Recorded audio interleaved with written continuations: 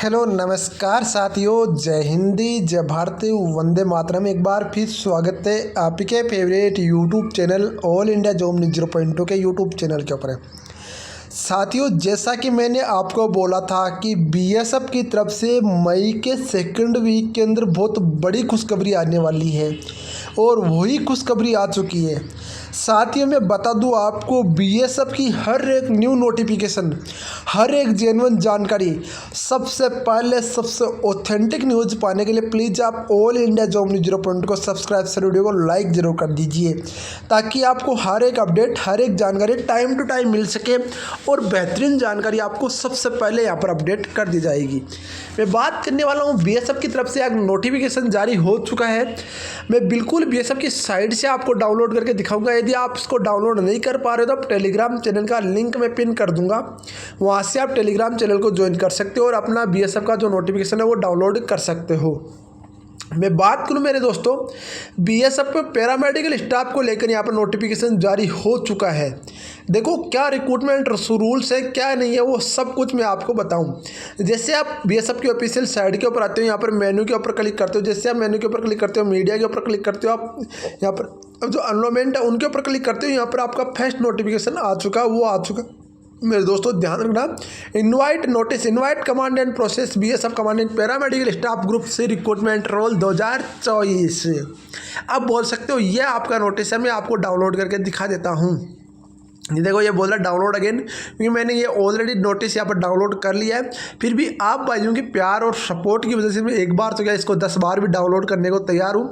आपसे रिक्वेस्ट है, हर एक भर्ती की हर एक जानकारी आपको इसी यूट्यूब चैनल के ऊपर मिलती रहेगी। ये आप नोटिफिकेशन देख सकते हो, जो पीछे वाला है वो ये कि सेम नोटिफिकेशन है। तो मैं इसको नीचे वाले को खोल ओपन कर लेता हूँ। देखो ओपन मैं कर लूँ उससे पहले उसको मैं पॉज कर देता हूँ, क्योंकि ये बाद में आप में परेशान करेगा, बाद में खुलेगा। देखो इसके अंदर क्या बोला गया है, इनवाइट फॉर यहाँ पर the state rules notice recruitment rules, जो इन्होंने बता दिया वो छोड़ो। जो मेन चीज़ है वो आती है, name of the proceed draft recruitment rules border security force command and paramedical staff grade C recruitment rule 2024। Date opening mention date will be draft notification update by IT wings. IT wing के अंदर जो भी update आएगी वो आपको बता दी जाएगी। और लास्ट डेट सबमिटेशन 30 दिन आपकी लास्ट डेट रहेगी, वो मैं बता दूंगा आपको कब से ऑनलाइन स्टार्ट हो रहा है, सब कुछ आपको भाई आपको बता देगा। ये नोटिफिकेशन देख सकते हो 13 मई का जारी हुआ है, कोई इसमें फेक नहीं है, ये चीज़ अपने दिमाग में रख लेना। Direct recruitment post of the आपको यहाँ पर बोलेगा office director general border security force new Delhi. यहाँ पर बोलेगा invite commanding proceed border security force paramedical grade C recruitment rule 2024। ठीक है, ये इन्होंने बता दिया है। मैं बात करूँ यहाँ पर border security force paramedical grade C की आपकी यहाँ वैकेंसी निकाली गई है। एक एक वैकेंसीज के ऊपर एक एक चर्चा करूँगा। देखो छोट में चीज़ आपको बताने वाली कोशिश करूँगा।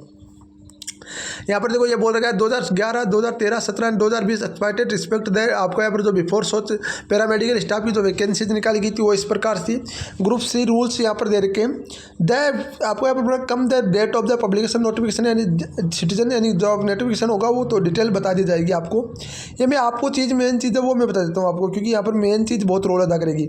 हाइट की मैं बात करूँ तो हाइट आपकी 165 centimetre male candidate, female candidate आपकी 155 सेंटीमीटर, चेस्ट आपका यहाँ पर 75 से 80 रहने वाला है। यह आपकी यहाँ पर चेस्ट वगैरह हाइट जो इन्होंने दे दी है, लद्दाख रीजन वगैरह की इन्होंने दे दी है।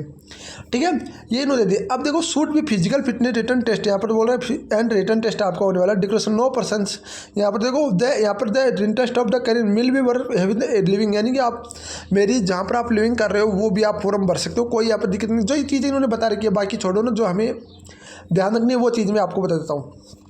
Assistant sub inspector total 126 vacancy जा रही है।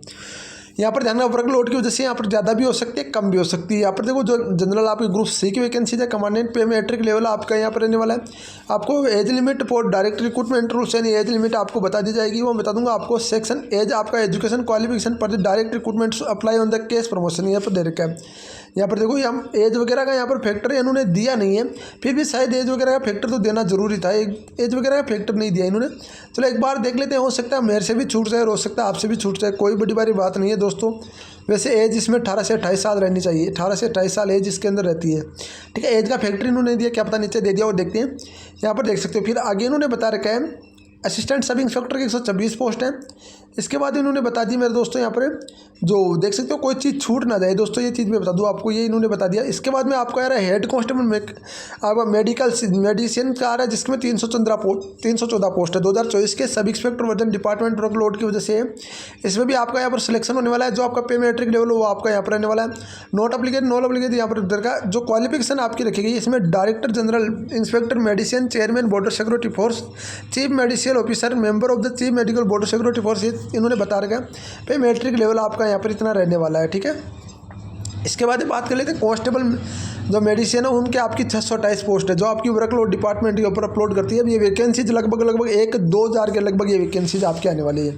जो क्वालिफिकेशन है वो 10+2 होनी चाहिए। Certificate for the nursing assistant and regular certificate course of nursing deputy minimum 1 year for any recognised institute having the BSF advance nursing assistant course, यानी BSF में यदि असिस्टेंट कोर्स कर रखा तो वो भी इसमें फॉर्म भर सकता है, ठीक है। ये इन्होंने बता दिया 2 ईयर्स ये दे रखा है। 60% डायरेक्ट रिक्रूटमेंट एंड 40% 60% इसमें जो डायरेक्ट रिक्रूटमेंट होगी और 40% जो होगी वो आपकी डिपार्टमेंटल रिक्रूटमेंट आपकी होने वाली है। ये चीज़ भी आप ध्यान रखना, जो वैकेंसी जिन्होंने दे रखी है उसके अकॉर्डिंग। असिस्टेंट सब इंस्पेक्टर जो फार्म असिस्टेंट की वैकेंसी वो 230 वैकेंसीज है, जिसके अंदर आप देख सकते हो आप 29,000 से लेकर 92,000 रुपये तक आपकी सैलरी रहने वाली है। ये 29,000 रुपये लेवल 5 की वैकेंसीज आपकी बताई गई है, जो कि एक बहुत बड़ी वैकेंसी है। इसमें 12वीं पास चाहिए, साथ में डिप्लोमा फार्मेसी का अंदर चाहिए, 2 ईयर्स का डिप्लोमा। इसके अंदर चाहिए 12वीं पास और आपको 2 साल एक्सपीरियंस चाहिए, जो आपका स्टेट गवर्नमेंट फार्मेसी का आपको डिप्लोमा इन फार्मेसी। इनमें और बता रखा है जो आपका यहाँ पर एक्सपीरियंस डॉक्टर 1 ईयर्स फार्मासिस्टेंट 100 बेडेड, यानी 100 बेडेड का जो हॉस्पिटल है उससे आपको एक्सपीरियंस होना चाहिए 1 साल का। इसमें 0 चाहे प्रमोशन बेस से डायरेक्ट होगी, 94% डायरेक्ट रिक्रूटमेंट के तहत जिसमें अंदर वैकेंसीज होने वाली है। ये आप देख सकते हो ग्रुप C मेडिसिन वैकेंसीज है। फिर assistant sub inspector laboratory technician की 81 वैकेंसीज है, ठीक है। ये इन्होंने बता दिया 81 वैकेंसी। इसके बाद में इन्होंने बता दिया जो 12वीं पास होना चाहिए और लेबोरेटरी टेक्नीशियन में आपके पास ज्ञान होना चाहिए। Assistant sub inspector x ray and radiographer, इसके आपकी 27 वैकेंसीज हैं, जो इन्होंने बता दिए। इसके बाद इन्होंने 12वीं पास और सेंटर आपका जो टेक्नोलॉजी रेडियोग्राफर, इनमें आपका एक्सपीरियंस 100 बेड का एक्सपीरियंस आपके पास होना चाहिए। इसके बाद में इन्होंने बता दिया मेरे दोस्तों एक वैकेंसी जो assistant sub inspector farm assistant की जो वैकेंसी है वो इन्होंने बता दिया। मतलब एवरेज इनमें आपका डिप्लोमा और आपका 100 बेड जो हॉस्पिटल है उसका आपका यहाँ पर एक्सपीरियंस होना चाहिए, ये चीज़ उन्होंने बोली है। और डिटेल में जब इसका नोटिफिकेशन आ जाएगा तो मैं आपको डिटेल से और बता दूंगा। एक बार मैं बता देता हूँ, assistant sub inspector dental technician के लिए भी सेम क्वालिफिकेशन आपकी रखी गई है, ठीक है। वो डेंटल टेक्नीशियन में होना चाहिए। फिर assistant sub inspector operation theatre technician में भी आपका सेम क्वालिफिकेशन रखी गई, 8 वैकेंसीज आपकी रखी गई है, ठीक है। ये डिप्लोमा कोर्स वगैरह आपके पास होना चाहिए। फिर असिस्टेंट सब इंस्पेक्टर स्टेवर्ड में भी आपकी यहाँ पर देख सकते हो जो ग्रुप C की वैकेंसी सब्जेक्ट और डिपार्टमेंटल लोड आपका यहाँ पर रखा गया। जो आपकी यहाँ पर head constable steward recruit 5 years regular service for the level 4 पे मैट्रिक, यानी 5 साल जिसने रेगुलर सर्विस की है BSF में वो प्रमोशन के इसमें पर वो इसमें फॉर्म भर सकता है। बाकी इन्होंने बताया वो documents.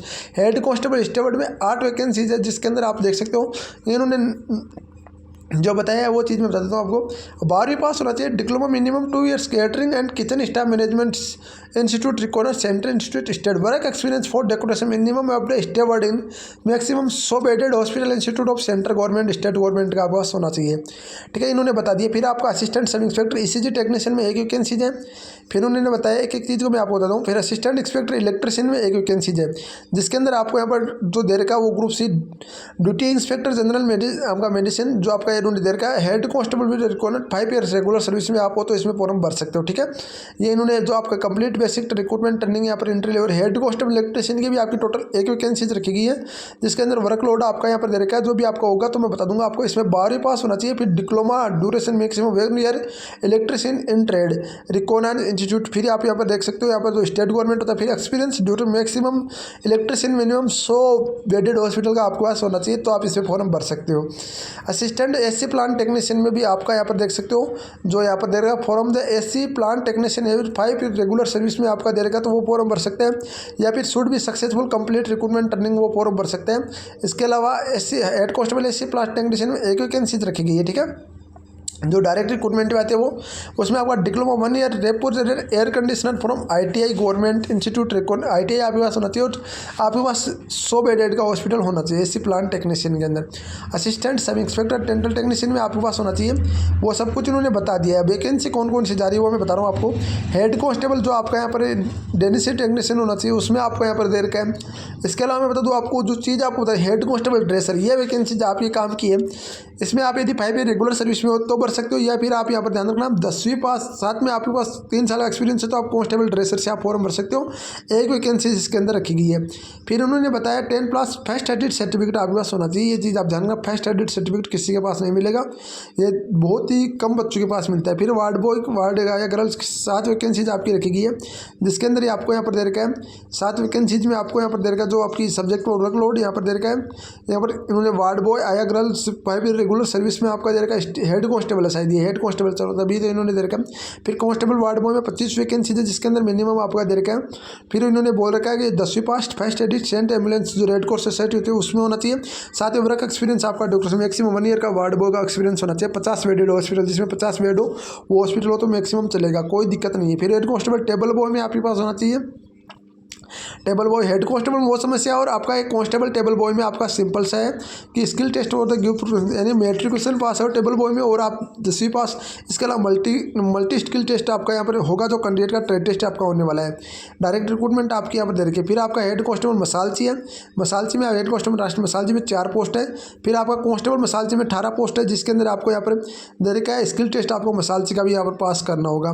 Constable, head constable peon में आपकी यहाँ पर 6 वैकेंसीज हैं, इन्होंने बता रखा है। फिर कांस्टेबल पियोन में आपकी 26 वैकेंसीज है, जिसमें भी आपको यहाँ पर दे रखा है वो चीज़ आप बता दो। कांस्टेबल मल्टी स्किल टेस्ट आपको यहाँ पर जो होना होगा वो देना होगा। मेट्रिकुलेशन पास हो तो आप इसमें फॉर्म भर सकते हो। ये फॉर्म बहुत जल्द स्टार्ट होने की संभावना है, क्योंकि इन्होंने एक बार फिर डाला था, तो बता दो आपको लगभग मानो तो अगले एम्प्लॉयमेंट न्यूज़पेपर में आपका यहाँ पर 100% आ जाएगा। जो इन्होंने 2013 का रिक्रूटमेंट जो प्रोसेस हुआ था उसको यहाँ पर बदलकर 2024 का यहाँ पर कर दिया गया है। ठीक है दोस्तों, बाकी देखो जो भी अपडेट होगी, जो भी कोई जानकारी की मैं आपको अपडेट करता रहूँगा। लेटेस्ट अपडेट, लेटेस्ट जानकारी के लिए ऑल इंडिया जॉब न्यूज़ को सब्सक्राइब, वीडियो को लाइक जरूर कर दीजिए। मिलते हैं नेक्स्ट वीडियो में नए जानकारी के साथ, तब तक के लिए जय हिंद, जय भारत, वंदे मातरम दोस्तों।